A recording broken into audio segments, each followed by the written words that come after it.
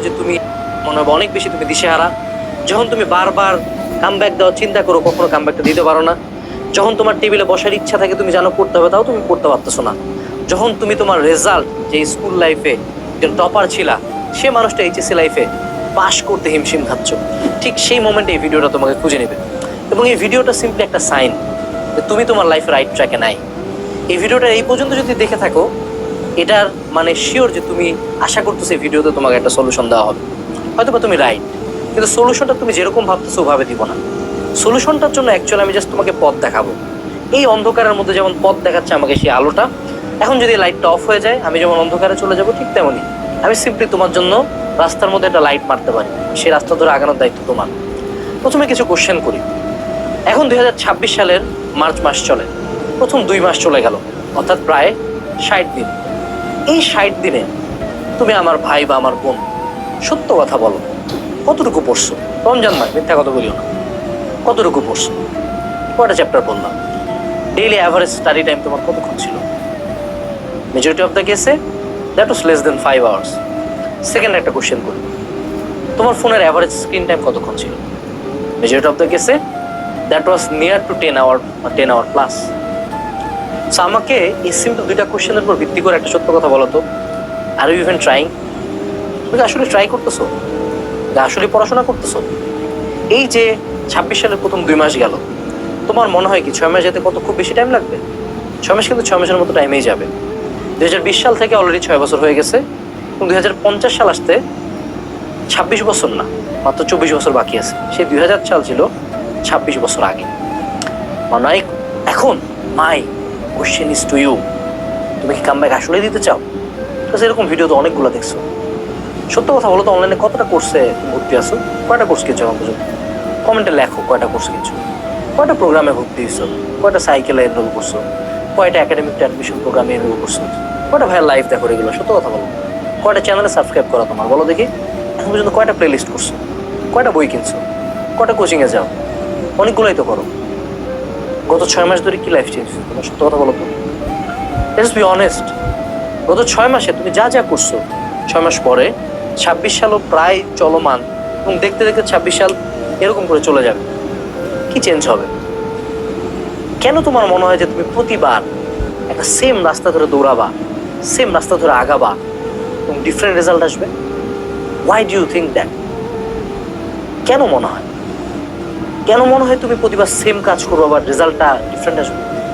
তুমি সেম টিচারের কাছে পড়ো, সেম ফোন চালাও, সেম কোর্স করতেছো, সেম ভাবেই পড়তেছো, বাট এবার ডিফারেন্ট হবে just because you are just motivated, একটু মোটিভেটেড তাই? এভাবে আর কতদিন বলো দেখি? আর কতদিন এমনি যাবে? একটু তোমার রুমটার দিকে তাকাও দেখি, তোমার বাপ মায়ের দিকে তাকাও। তোমার মা এখন রান্নাঘরে কাজ করতেছে, যায় তার রান্নাঘরটা একটু দেখে আসো তো। তোমার বাপের রুমটাতে যাও, তার কাপড়গুলা দেখো, তার ফোনটা দেখো, তার জুতাটা দেখো। এবার তোমার দিকে তাকাও, কি করতেছো তুমি লাইফের সাথে বলো দেখি? একটু ভাবো না। আমিও তো আসলে চিন্তা করতেছি, আমিও চিন্তিত। আমি অ্যাকচুয়ালি তোমাকে অনেক বেশি চিন্তিত। অ্যাট দিস পয়েন্ট আমি ভয় পাচ্ছি। বাংলাদেশ কিন্তু খুবই কম্পিটিটিভ একটা জায়গা। মাত্র 2% 5% মানুষজন চান্স পায়, মাত্র 10% মানুষজন পাস করে, জিপিএ 5 পায়, ভালো করে লাইফ। তুমি কি সে পার্সেন্টেজে পড়বা? তুমি যেভাবে চলতেছে এভাবে কি পারবো বা? এবার আসে আরেকটা বড় কোশ্চেন, যে অনলাইনকে তুমি তোমার পড়াশোনা, তোমার কামব্যাকের উৎস হিসেবে ধরছো, সে অনলাইনে কি তোমার অ্যাডিকশনের মূল কারণ নাকি? কালকে কয়টা লাইভ করছো? কতক্ষণ ফোন চালাইছো বলো দেখি? লাইভ করতে যাই কি ফোকাসটা নষ্ট হয়ে গেছিল? খেয়াল হয় যে ভাইয়ার একটা পিডিএফ দেখতে গেছিলাম, হঠাৎ করে ইউটিউবে ঢুকে গেলাম, 4 ঘন্টা পরে বেরোছি? খেয়াল হয়? কয়টা অনলাইন ক্লাস জমা রাখছো বলো দেখি? প্রথম 2-4টা ক্লাস করছো, তারপর তো সবগুলো বাকি, রাইট? কি মনে হয় এমনি চললে হবে? কয়দিন ধরে কোচিং যাও না বলো? নাকি কোচিং প্রতিদিন যাচ্ছ কিন্তু বাড়িতে এসে পড়া এনার্জি নেই, ঘুমায় যাও? সত্য কথা বলো তো, যে 1 মাস আগে যা পড়ছিল একটাও খেয়াল আছে?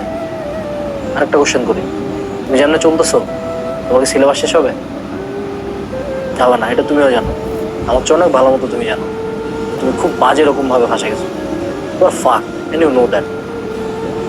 সবচেয়ে মজার কথা, তুমি এটা নিয়ে কখনো চিন্তাই করো না। চিন্তা করতে ধরলে তোমার ভয় লাগে। সেই ভয় দূর করার জন্য কি করো তুমি জানো? আবার ফোনটা চালাও।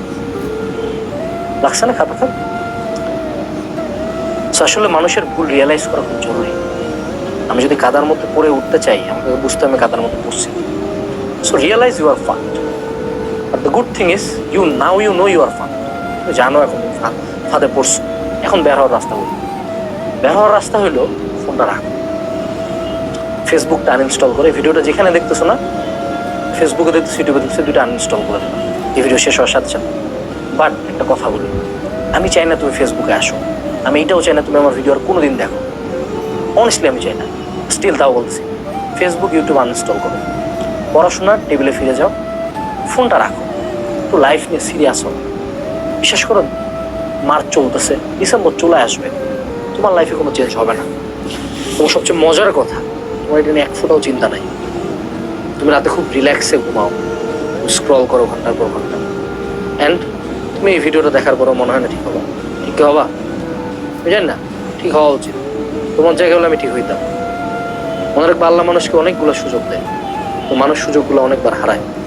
এই ভিডিওটা যদি তোমার সামনে গেছে, এটা একটা সাইন তোমার পরিবর্তন দরকার। পরিবর্তন কখন দরকার বলো দেখি? পরিবর্তনের সবচেয়ে রাইট টাইম কখন? কমেন্টে লেখো। পরিবর্তনের সবচেয়ে রাইট টাইম রাইট নাও।